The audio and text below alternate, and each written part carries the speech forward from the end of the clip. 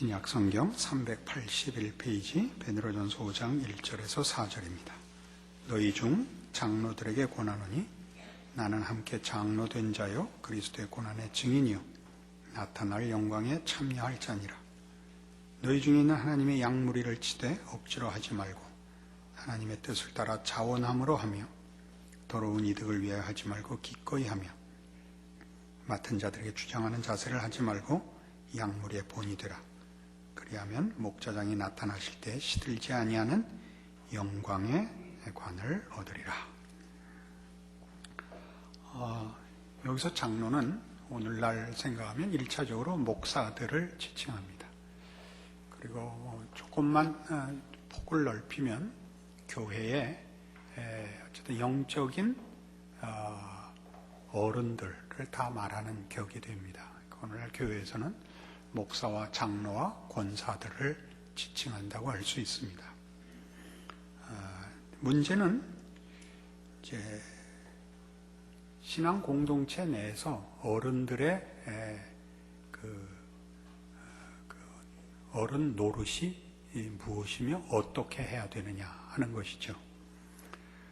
어른 노릇을 하는 것은 우리가 이 신앙 공동체에서 그리스도의 고난의 증인으로 그 내용을 삼아야 합니다. 그리스도의 고난의 증인이라는 것은 그리스도께서 어떤 고난을 받으셨냐인데 1차적으로는 우리를 위하여 받으신 고난이라는 사실을 꼭 기억해야겠고, 그리고 주께서 그 일을 섬김으로 이루셨다는 두 가지 사실을 기억해야 할 것입니다. 이 모든 일을 3절에서 보는 바와 같이 맡은 자들에게 주장하는 자세를 하지 말고 양무리의 본이 되라 하는 것 같이 이 모든 일의 본질적인 자세는 본이 되는 것입니다. 그러니까 2절에 있는 대로 억지로 하지 마라, 자원함으로 하지 마라, 더러운 이득을 위하여 하지 말아라, 주장하는 자세를 하지 말아라 하는 모든 것이 다 우리가 해야 하는 일이 그 본을 보이는 일이지 남을 가르치고 교종한다는 일종의 기술적인 문제가 아니다, 그런 것입니다. 여기가 이제 오늘날 우리 사람 사는 사회 어디서나 일어나는 어려운 일입니다. 본을 보이지는 못하면서 무엇이 정답인지는 아는 그런 세상에 언제나 살고 있습니다.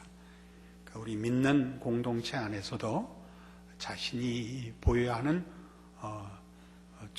본을 보임으로 정답을 증언하는 것이 아니라 이것을 해야 된다라는 정답을 암기하고 있고 알고 있는 것으로 자꾸만 그 직분의 본질적인 사명을 대신하게 되죠.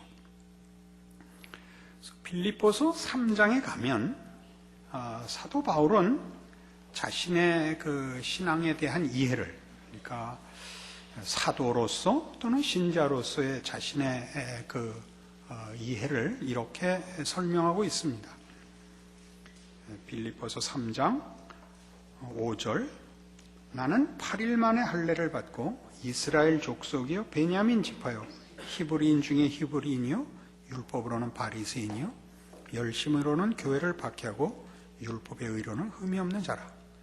그러나 무엇이든지 내게 유익하던 것을 내가 그리스도를 위하여 다 해로 여길 뿐더러 또한 모든 것을 해로 여김은 내 주 그리스도 예수를 아는 지식이 가장 고상하기 때문이라. 내가 그를 위하여 모든 것을 잃어버리고 배설물로 여김은 그리스도를 얻고 그 안에서 발견되려 함이니 내가 가지는 율법에서 난 것이 아니요 오직 그리스도를 믿음으로 말미암은 것이니 곧 믿음으로 하나님께로부터 나느니라. 내가 그리스도와 그 부활의 권능과 그 고난의 참여함을 알고자 하여 그의 죽으심을 본받아 어떻게 해서든지 죽은 자 가운데서 부활에 이르려 하노라 입니다. 그 고난에 참여하려 한다, 그의 죽으심을 본받으려 한다 하는 이 내용이 오늘 우리 본문에서 본 바와 같이 그리스도의 고난의 증인이라 하는 신앙의 본질적인 내용으로서도 기억해야겠고, 그 일에 어쨌든 어른으로 혹은 지도자로 부름을 받은 자들이 기억해야 할 내용입니다. 그리스도의 고난에 참여한다는 것은, 또 그리스도의 죽음을 본받아 그 부활에 이르려 한다 하는 것은, 바울이 고백한 것 같이 세상에서 자랑했고 세상에서 가치 있다고 생각했던 모든 것이 다 쓸데없는 것이었다. 영적인 차원에서 맞물려 있죠. 그 고백이. 그러니까 우리가 세상에서 하는 것은 사실은 서두에 말씀드린 대로 정답을 알지만 남을 정죄하는 데는 써먹고 자신이 그렇게 되는 데는 써먹지 않는 세상적인 자세입니다. 뭐 그럴 수 있죠. 뭐 우리 대표적으로 좀 예를 들면, 우린 뭐 대표적으로 축구 시합할 때 제일 그걸 많이 써먹습니다. 저 공보다 빨리 뛰려는 거죠. 그죠? 그리고 골키퍼가 공을 막아도 뚫고 들어가게 정확한 슛을 힘차게 하려는 거죠. 그래서 키퍼가 공을 막아도 공이 사람을 밀고 네트를 찢게 들어가기를 바라죠. 마음 놓고, 우린 관중이니까, 또 어느 나라나 다 자기 국가와 민족에 대한 자부심이 있으니까 마음 놓고 욕을 하죠. 마음 놓고. 그러나 참 그 선수들 그 고생 많이 합니다.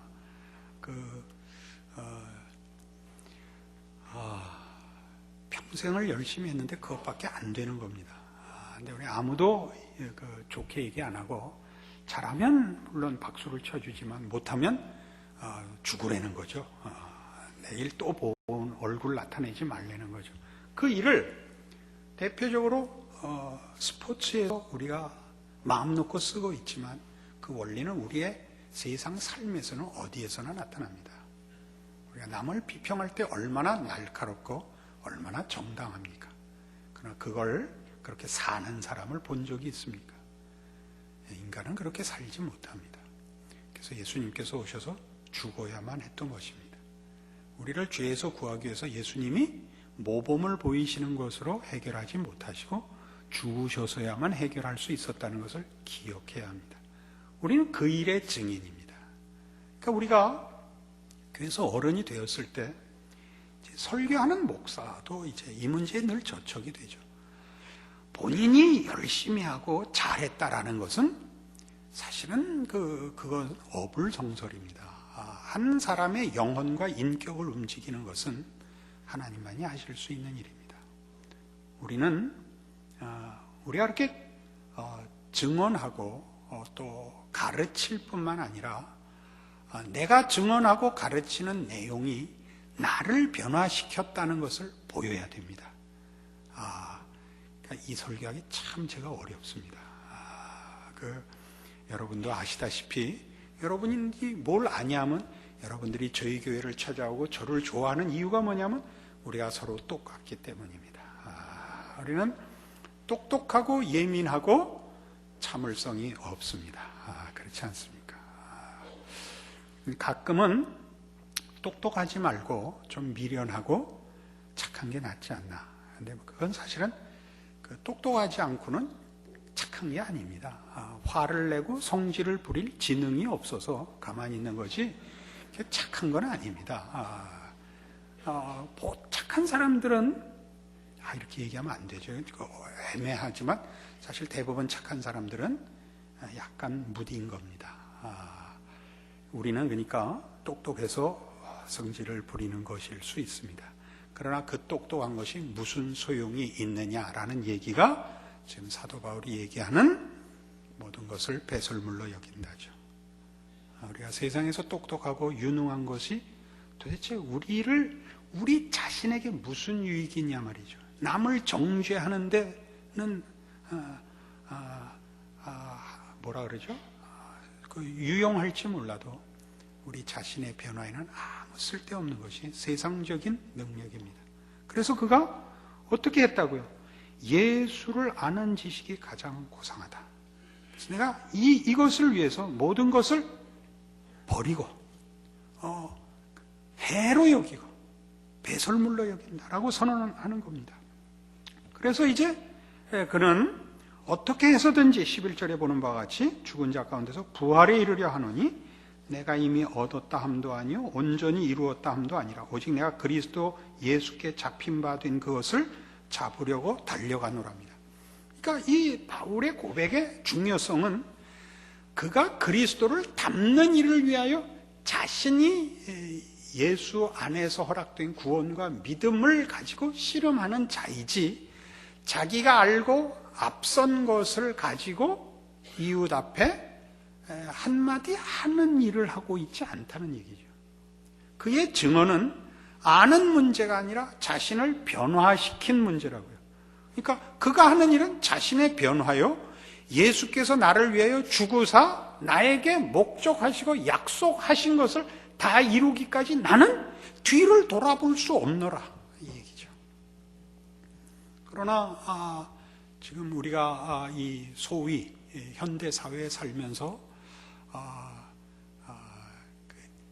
지식이라는 이름으로 우리는 인격이나 성품이나 인간 됨됨이에 관한 것보다 누가 더 많은 정보를 갖고 있느냐, 누가 더 재치가 있느냐 라는 문제로 사실은 본질적인 것을 놓치고 만 셈입니다.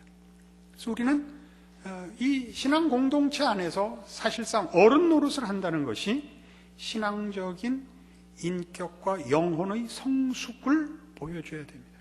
그것은 지식에 국한된 문제가 아니며 지식으로 변명할 수 있는 문제가 아닙니다. 우리가 성질을 내고 우리가 참아내지 못하는 모든 것을 나한테 먼저 적용해야 됩니다. 그래서 완전주의적으로 가고 내적 성찰로 가고 그렇게 개인이 갖는 영혼 깊은 속으로의 어떤 신비한 세계로 가자, 그런 얘기가 아닙니다. 우리의 믿음과 우리가 고백하는 신앙의 내용들은 나라는 존재를 변화시킴으로써 그것은 혼자만에 숨어서 하는 하나님과의 비밀한 내용일 뿐만 아니라 나라는 인격과 존재가 가지는 삶의 정황에서 그대로 다 표출될 수밖에 없는 것들입니다. 우리가 영혼의 깊은 하나님과의 교제와 성령의 은혜를 입었다면 그것은 우리라는 존재에서 감출 수 없게 나타날 수밖에 없습니다. 그것이 오늘 하는 얘기입니다. 본을 보여야 합니다. 억지로 하는 문제가 아닙니다. 억지로 한다는 것은 하고 싶지 않은 거 억지로 하는 것이요, 그 수준이 아닌데 그 정답 선언해야 되는 것이죠. 그런 얘기 아닙니다. 우리는 우리가 그렇게 변해야 합니다. 이 변화는 잘못 이해하면 제일 위험한 발상이 조금 전에 얘기한 것 같이 개인적이고 비밀한 깊은 어떤 신비한 체험을 강조하는 것이 아니라 나라는 인격과 영혼이 내 고백과 어떻게 긴밀히 연결될 수밖에 없는가를 확인하는 자신의 삶에서의 모든 삶의 정황에서의 자기의 모습입니다. 교회에서 사실은 성질을 부리고 큰 소리를 치는 것은 사실은 어떤 이유로든 정당화될 수 없습니다. 그것은 우리의 신앙의 부족함을 드러내는 것입니다. 그것을 서로 인정해야 됩니다. 부족할 수 있습니다. 그 부족한 것을 우리 서로 용납해 줄 수 있습니다. 그러나 정답을 얘기하면 큰 소리를 칠 수 있다고 믿는 것은 맞지 않습니다. 어떤 정답도 큰 소리를 치도록 되어 있지 않습니다. 정죄하도록 되어 있지 않습니다. 그런 것들로 본인의 신앙을 대체할 수 없고 신앙 공동체 안에서 어른 노릇을 할 수 없습니다. 어떤 경우도 그렇습니다. 진리의 문제에 대해서는 우리는 분명하게 타협할 수 없습니다. 그때마저도 우리는 세상식으로 싸우지는 않습니다. 아버지여 저들을 사하소서, 저들이 자기가 하는 일을 알지 못하나이다는 사람들에게 한 것이 아니라 아버지 앞에 드린 기도입니다. 우린 그 말마저도 정죄용으로 쓰는 것입니다. 교회는 많이 참아주는 것입니다. 그것은 신앙의 그 원숙함이 가져오는 당연한 관용입니다. 그러나 그 관용은 그냥 무책임하거나 혼돈을 조장하는 것이 아니라 예수 그리스도의 자부심에서부터 출발하는 신앙적인 그 자세입니다. 그 모습을 보여야 합니다.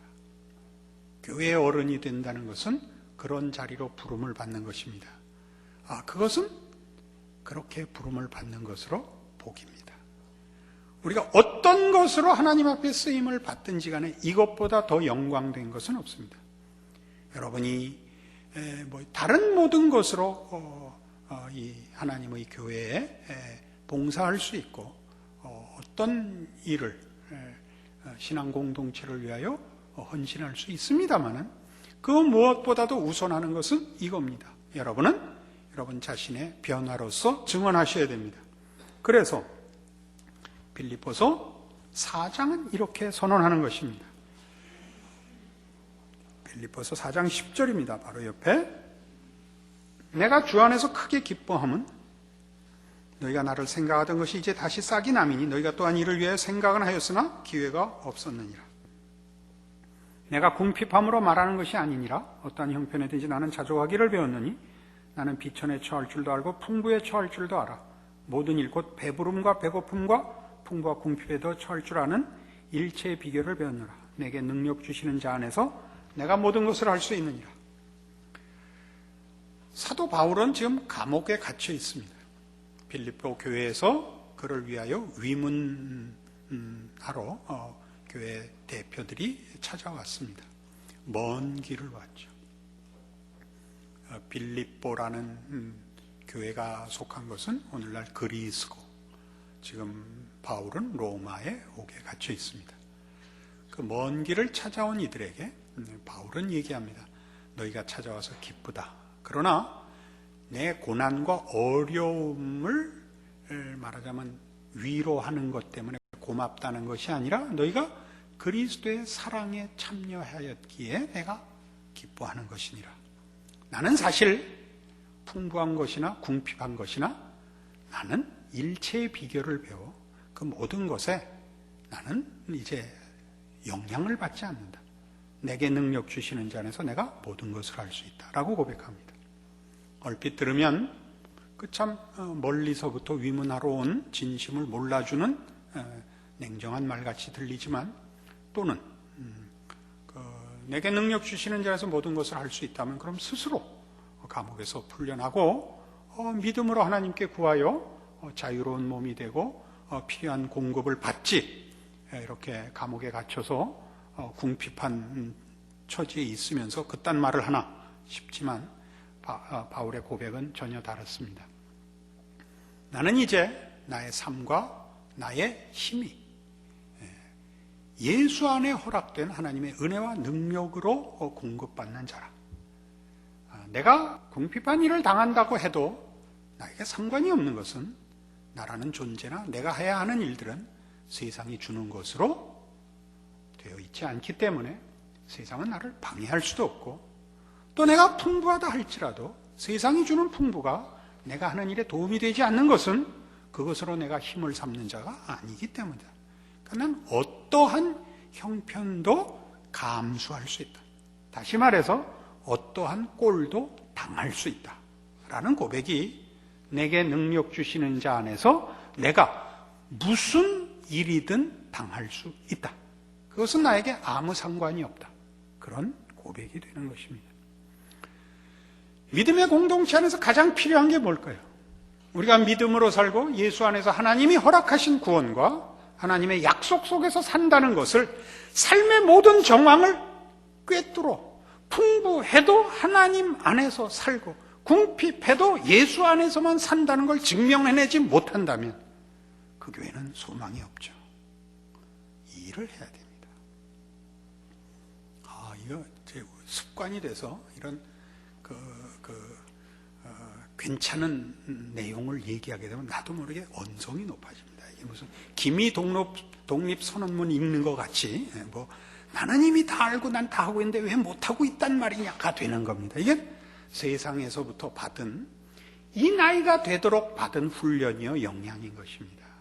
우린 정답을 얘기할 때, 괜찮은 말을 할 때 자기도 모르게 웅변조가 되고 홀로 독립투사가 되고 지사가 되고 지성인이 되고 이상인이 되고 영웅이 되고 위인이 됩니다. 다시 낮춰서 우리 함께 이 내용을 우리 마음에 새겨야 됩니다. 제가 경험한 교회들 속에서 이런 어른들을 사실은 극소수밖에 보지 못했습니다. 극소수밖에. 그리고 극소수의 인물들은 보통 교회 안에서조차 대접받지 못했습니다. 희한한 것은 개인적으로는 인정하면서도 이게 참 어려운 말씀입니다만 이렇게 해야 이해가 제일 빨라서 그렇습니다. 장로 뽑을 때는 안 뽑아줍니다. 돈 없다고.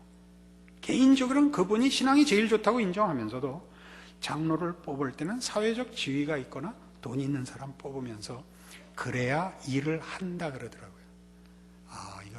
이거 우리 부모 얘기입니다. 우리들의 부모 얘기입니다. 우리 부모 때도 그랬고 우리 때도 그렇고 다음 세대에도 그것은 교회의 가장 큰 시험으로 세상의 유혹으로 남아있을 겁니다. 그러니까 더 분발해서 신앙 고백이 가지는 예수 안에서 받은 바 은혜와 구원의 진정한 가치를 아는 이들이 끊임없이 세상적인 것으로 교회 안에서 봉사하지 마시고 그것보다 더한 신앙으로 사는 모습을 지켜내야 합니다. 묵묵히 바보같이 무능한 자같이 그러나 예수 그리스도의 고난을 증언하는 자로서 교회의 자기 자리를 지키셔야 됩니다. 이 책임을 제대로 지키는 것 참 어렵습니다. 본인이 세상적인 능력을 가지고 교회에 봉사하지 못하면 다 창피해하고 주춤거리고 숨는 모습 많이 봤습니다. 오해받고 평가절하받는 것 묵묵히 감수해야 합니다. 그것이 오늘 바울이 하는 고백이요, 베드로전서에서 우리에게 가르치는 내용입니다. 믿음으로 사는 자의 모습을 모든 형편과 상황 속에서 지켜내라 이겁니다. 높고 잘난 자리에서도 예수 안에서 사시고 낮고 천하고 실패한 자의 모습으로도 예수 안에서 사는 모습을 보이실 수 없다면 우리의 신앙 고백은 힘을 잃습니다. 그리고 교회는 문을 닫아야 됩니다. 교회가 신앙이라는 이름으로 세상과 똑같은 가치관과 똑같은 평가를 하고 똑같은 내용을 증언하고 똑같은 내용으로 사람을 평가하기 시작하면 복음이 설 자리는 없고 예수님은 죽으실 수도 없고 다시 살아나실 수도 없을 것입니다. 이 복된 책임, 세상이 인정하지 않지만 우리는 믿고 있는 이것, 영원한 나라와 영원한 생명과 예수 안에서의 하나님의 사랑이라는 것을 세상하고도 바꾸지 않고 내 목숨이나 영화하고도 바꾸지 않겠다고 한 이 신앙 고백들, 예수 그리스도는 나의 구세주십니다 라는 고백을 우리가 우리의 존재와 인생으로 증언할 수 없다면 우리는 실패한 자가 되는 것입니다. 이런 권면은 당연하고도 어렵습니다. 한꺼번에 위인이 되라는 얘기는 결단코 아닙니다. 여러분이 하는 신앙 고백에 부끄럽지 않은 사람이 되려고 애쓰는 사람이요, 고민하는 사람이요, 갈등하는 사람이라 이렇게 증언하셔야 됩니다. 신앙이라는 이름으로 세상에서 세상적인 방법으로 얻지 못한 것을 얻었다라고 증언해서는 안 되는 사람들입니다. 그것을 이 믿음의 공동체 안에서 증언하십시오. 그리고 무엇보다 중요하게 우리의 자손들에게 보여줘야 합니다. 여러분, 집안에서 속일 수 없는 곳에서, 가면을 쓸 수 없는 곳에서 여러분 자녀들 앞에서 증언하셔야 됩니다. 그것을 억지로 할 수 있는 일이 아닙니다. 이것이 우리의 복인 줄 아시고 여러분의 신앙 고백을 지켜내시는 오늘의 이 말씀이기를 바랍니다. 기도하십시다. 하나님 아버지, 우리로 하나님의 자녀로 살게 하시며 예수를 믿게 하신 그 큰 은혜와 약속된 영광을 우리가 고백하고 있습니다. 그러나 우리의 삶 속에서 주 안에서 사는 자의 담대함이나 만족이나 자랑이나 여유는 부끄럽습니다. 우리로 진실하게 우리에게 허락된 은혜와 약속들을 우리의 삶에, 우리의 인격에, 존재에 녹여내겠다고 약속하게 하시고 울면서 한숨 쉬면서 이 싸움 계속하겠다고 오늘 주 앞에 고백할 수 있게 하여 주시옵소서. 그리하여 내가 하는 신앙 고백이 내 자녀들과 우리의 가족과 이웃과 교회 앞에서 진실되게 하시며 그 고백 속에서 진정한 하나님의 능력의 기적을 확인하는 복된 일들이 이 교회에 있게 하여 주시옵소서. 예수님 이름으로 기도합니다. 아멘.